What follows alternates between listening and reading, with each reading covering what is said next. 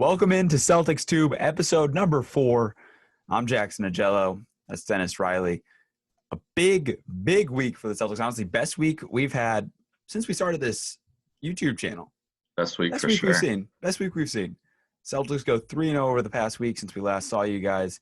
Couple of big wins in close games against the Nuggets, and now against the Portland Trailblazers. The Timberwolves, it's a good win, but it's the Timberwolves. You should beat them. It shouldn't have True. taken them to overtime, but it did. They got the job done, so you don't worry about it too much.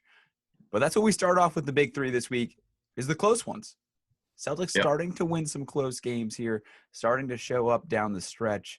And look, Portland's one of the best close game win teams in the entire league. 5th best Yep. win percentage in close games. I think a lot of us know why that probably is. Damian Sure. Lillard. Dame time comes in the clutch in game after game, seemingly. I mean, Melo pitched in last night as well. time. I mean, TNT Melo is starting to sneaky become a thing. But in general, it's nice to start to see this team come together down the stretch of games and make the plays that earlier on in the season would leave your head scratching. Yep. Yeah, no, I totally agree. It's good to have these close ones locked up the past couple days. It's been a problem all season getting those wins at the end of the games, especially we'd be up like 8, 9 points in the last few minutes and we'd find a way to bring it within 1 or 2 and make it interesting every single time. So it was good. It was good to have those wins over Minnesota and Portland yesterday, to get our record when we're coming down to the stretch a lot better than it's been all year. The Minnesota game, I know it was good to win it. Like you said, that's a team you should beat. But I'm glad we were able to come back from that 17-point deficit. And well, all the way back, Tatum was super clutch, as we know, 53 points, career high. Good to see. And then last night, like you said, it was pretty much a back and forth game the entire time. And we saw some clutch shots from Dame. Norman Powell had a clutch shot at the end as well, but we ended up pulling it out, which was good. Let's face it, the name of the game in the NBA a lot is how can you close? Because quite frankly, it's the way the league is designed with the shorter shot clock than college basketball is to bring games back. A lot of games wind up having a chance, bare minimum. Even a game that has like a 20-point lead, at some point, usually in the fourth quarter, it's close to 10 with a shot to make it a game again. And when you're a team that really struggles to close out those games, you're going to start to see your record struggle. I mean, frankly, we talked about it last week, and it's still relevant now because the Celtics haven't lost again, that 7 of the team's last 8 losses were by 10 or less points. Yep. So when you're losing all of those games where it's close, you're going to start to dwindle below 500. Now the team at 29 and 26, starting to get on a bit of a roll with finishing those games where it's making the right decision down the stretch, making that big play. The guys are starting to do that. Tatum hits the big 3, smart with a big defensive play. In general, making those plays that they just frankly weren't. It was like either the team played fantastic to start or fantastic later to finish, but either way it was too late, and those last couple minutes just weren't there. Exactly. And it's good to see, especially them picking up the pace with that sense at this point in the season, because with the playoffs coming up, most playoff games end up being pretty close on the stretch, and you want that X factor, having the advantage over the last period of the game, getting a lot of buckets, playing good D, closing games out, and that's something that good playoff teams need. And we're going to actually need it for the rest of our season with our seeding as well. So as long as they continue this pace up, I think we'll be in good shape. And in order to do that, honestly, they're going to need the next number in our big 3, which is they're going to need some smart D from Marcus Smart, which is come up big of late. We've mentioned earlier on in the show that he is kind of the spark plug for this team, the head, heart, hustle, the engine that kind of drives the Celtics. And when he struggled earlier on in the season, it lagged through the rest of the team. Now you're starting to see him really make plays down the stretch. A big, massive deflection late in that game off of Cantor when Melo was trying to feed into the post, when clear mismatch there, obviously. And as Cantor's a very solid finisher, as Celtics fans know, around the rim in the league. And Yep. Marcus Smart showed up big with a massive deflection there, led to the Tatum three. And really, that's just kind of quintessential when the Celtics are going right. That's the type of thing that happens. Exactly. Yeah, no, it was good to see. I mean, Smart's always on the floor, always diving for balls. I know there was a play early on in the game that was like a vintage Smart play. He dove across the floor in the backcourt.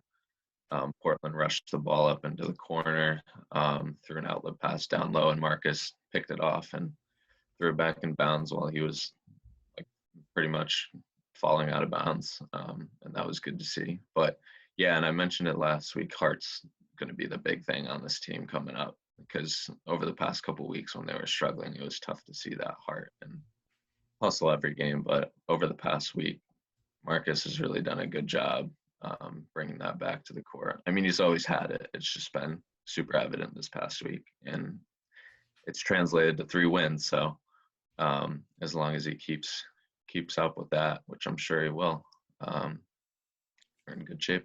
And a lot of times when teams are so up and down, it can kind of seem like the effort's dwindling.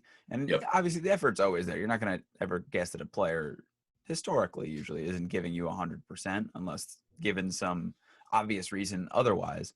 But Exactly. what Marcus Smart brings to the table is that extra, and I know most people, say it's fake, but like that extra 10%, that 110% that people always talk about, or coaches and your high school coaches always beg you for, is that extra effort. Yep. That's what he brings, and that's what can put a team over the top down the stretch of a game. That extra deflection is an extra possession, especially when Portland wasn't turning the ball over in that game at all. Yep. Yeah. And the No, Celtics were. That was the difference in the game at one point, it was the was. points off turnovers. It was in the double digits for the Celtics and in the single digits for Portland until down the stretch when Marcus Smart gets in there. He gets active. And what does Yep. that lead to? That leads to offense, and that leads to opportunities for your other teammates. Exactly. Exactly. His winning plays trademark came to fruition again last night, and yeah, I mean, Marcus Smart's the king of winning plays, and that's what we need in all games. And he's been that way since his rookie year. But we're going to need other people to step up as well down the stretch and continue helping on defense because our defense has been a little lacking. So it's good to have that one guy who's like the mold of our defense, like you said before. And he brings everything to the court every time he steps on the floor. Defense for sure was not there against Minnesota, but Definitely not. the clutch shot making has been there late, especially with our next big 3 topic, Jayson Tatum, who's speeding up, right? Yep. I think a lot of people forget, and he referenced it post game yesterday, is how he's kind of still coming back from COVID, which is something I think a lot of us ignore and something that we've seen result in some inconsistencies in athletes' performance in football, especially. We saw it Yep. with Cam Newton. He comes to mind first for the Patriots. He was playing pretty well. The story around the NFL was how well Cam Newton played, especially coming off that Seattle loss where the Patriots lost to Seattle in a really close game. The story around the league was, wow, Cam Newton might be the truth for the Patriots, even though they lost. Yep. He played really well. He gets COVID, he comes back, and he's just wildly inconsistent and not quite there. Same thing with Lamar Jackson. And now, in the past episodes of this show, we've talked about how, Tatum's been a little inconsistent and it's kind of been up and down, seemingly a little bit with his energy too. And this kind of makes sense. Yeah. No, for sure. That's definitely something that a lot of people forget, like you said, is the COVID factor. And I think it's going to take a while for him to get that conditioning back to where it was because it really does a toll on some people's bodies. It's totally random. Like you see some individuals like coming back. For example, Romeo Langford came back. Apparently his legs felt like jello. He said in a interview right when he came back after his first couple practices. But he's looked pretty solid as he's come back. And there's been other athletes as well who come back pretty solid. But it really does take a toll on the body, and especially the conditioning factor and stamina. So it'll be interesting to see, especially like you said with Cam Newton and Lamar Jackson. I think it might be like an off-season type of thing where they get a long break and get back into it, get back to their conditioning beforehand. But Tatum's got the rest of the season to go. He's got the playoffs to go, and he's that guy. He's been playing the high 30 minutes per game every game. He hasn't had a break. He has practices all the time when he's not playing. So like he doesn't really have much time to recuperate. So it'll be interesting to see by the end of the season how much he's grown back to his pre-COVID days, and we've been seeing that recently. He's been played a lot better as of late, and hopefully that's the times of what will come ahead. And quite frankly, he's played fantastic over the last few Yep. games. He's been the leader in points and rebounds for the teams in each of the last 3 games, scoring 53, 28, and 32 points, Yep. respectively. He's been on fire lately, so maybe he's starting to turn that corner. He did say he's close to 100%, which would just be massive for the Celtics' chances at winning It going would be. forward in the playoffs. He's that dude. We said Marcus Smart might be the engine that drives the team, but in the end, the steering wheel and quite frankly, the person who decides where they're going is Jayson Tatum. Yeah, he's got that clutch factor. We saw it last night hitting that. We thought dagger 3 with I think 7 seconds remaining, but Norman Powell ended up hitting a deep one right There after. was still a dagger. It's still that Yeah. that ended the game. I mean, True. They didn't have any timeouts after, not much time. So yeah, it was a dagger, and loved it. Yeah, like we said, he's got that clutch gene. He's that guy on the team you go to down the stretch. We've talked about in the past as well. Like he's the guy you want to be handling the ball at the end. He should be the one taking all the shots. And yeah, hopefully he continues making shots like that. That was a nice step side 3. But yeah. Yeah, the Celtics have a long history of winning, and if they're going to do that again this season, it's going to come from Jayson Tatum. And Yep. that history of winning was honestly evident this week on Jeopardy with Aaron Rodgers hosting again. I don't know if people have seen Aaron Rodgers hosting lately. There was another great clip that leads us to our My Phone Trippin' moment of the week where Aaron Rodgers is the host and he's asking a question about, winning in the football team winning in the Midwest, and the 3 contestants had no idea. The answer was the Green Bay Packers for sports fans. The next question was about doing a lot of winning in the same time frame in the 60s in the NBA, and right away the fans had the Celtics, and Aaron Rodgers was like, "Oh, well, no one knew the Packers, but you knew that." Yeah. We just have that play on everybody. Everyone knows us Just the back in the day. brand It's the identity, brand. I guess. Yeah, it's the championship built brand. But yeah, no, that was pretty funny. And Aaron Rodgers, he's done a good job hosting I Jeopardy. liked Not him. gonna lie. Yeah, he's got a personality. So I mean, I'm not surprised, but Yeah, he's a yeah, fun no, guy. me either. It's been good to see. Yeah, Alex Trebek's a tough person to R.I.P. come in after, but he's done a good job. But another My Phone Tripping moment of the week.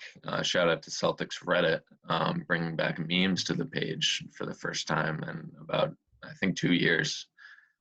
So that's been good to see over the past couple days.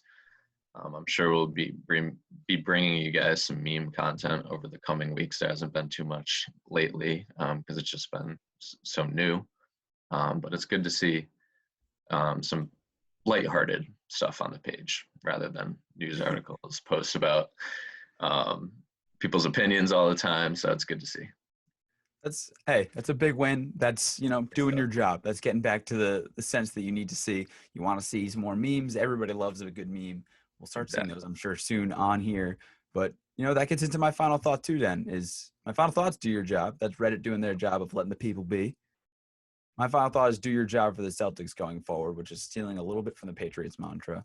But down the stretch of games, you've seen the team execute last 3 games, especially. Yep. You just got to keep that going, quite frankly, and execute against, in this coming week, 3 very winnable games. I think in the past, if you look, or last season maybe, or rather 2 years ago, you see Golden State on the schedule, you might be a little more concerned than you are now. I mean, Steph did just drop a 50-piece the other night. But outside of that, their defense isn't great.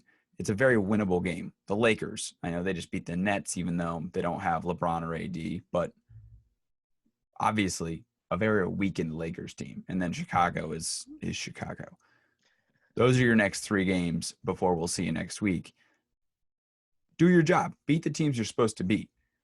Yep. This is a very big opportunity for the Celtics to jump well back higher into the standings. There is, quite frankly, a logjam in the NBA. Towards that Eastern Conference, very easy for them to jump up going the rest of the way, as long as they're taking care of business against the teams they're supposed to beat. Exactly. No, I totally agree. Do your job definitely fits in this sense perfectly, like as you said with the Patriots mantra. But these upcoming games are going to be huge for them. Like you said, there's a log jam in the standings right now. We're one game right now behind the Hawks for fifth. We're in fifth place. So if we're able to take at least a couple of these games over the next week, we should probably take all three. But we would be in good shape coming up towards the end of the season, and that's something we need. And switching over to my final thought, I think one of the key factors that we've seen as of late, which is translated to some of these wins as well, is getting to the free throw line. Throughout the entire season, pretty much, we struggled with that, and Tatum was a big factor in that. He wasn't driving, he wasn't getting contact for a long time. He was taking those step back shots, which he's really good at, obviously. But it's good to drive the ball and get fouled because those are easy points you can get. And we've been seeing that over the past couple of games. He's been getting to the line much more frequently, as well as the rest of the team. Honestly, Jalen's been getting a bit more foul calls. I feel like Tatum's got that. He's not at that superstar point yet with the foul calls, but he's starting to get a lot more calls. And Jalen's still a little below on that spectrum. And if Jalen continues to drive as much as he does, we know he drives a ton, and a lot of the points he gets is in the paint. But I think free throws are going to be a huge factor coming up because throws matter. Yeah, it does matter big time. Those are super easy points, and we're a pretty solid free throw shooting team as well in general. At least our starting lineup is. Maybe not Grant Williams, but the rest of the team is really solid at it, and we're going to need those points, especially down the stretch when we're in these close games. We're going to need to hit the foul shots, as we see in college basketball games as well. Like that can translate into easy losses right away. And the best players in the league take advantage of the free throw line. You see James Harden getting there all the time. Even, last night you saw Damian Lillard. He's really crafty about getting to the line. Just smart basketball for Jayson Tatum to take the ball to the rim a little more. Also creates a lot of opportunities. The team's doubling him as he comes off of pick and rolls. Just creates open opportunities. 30 assists last night for the Celtics. Yeah. Opportunities for ball movement galore if you do that.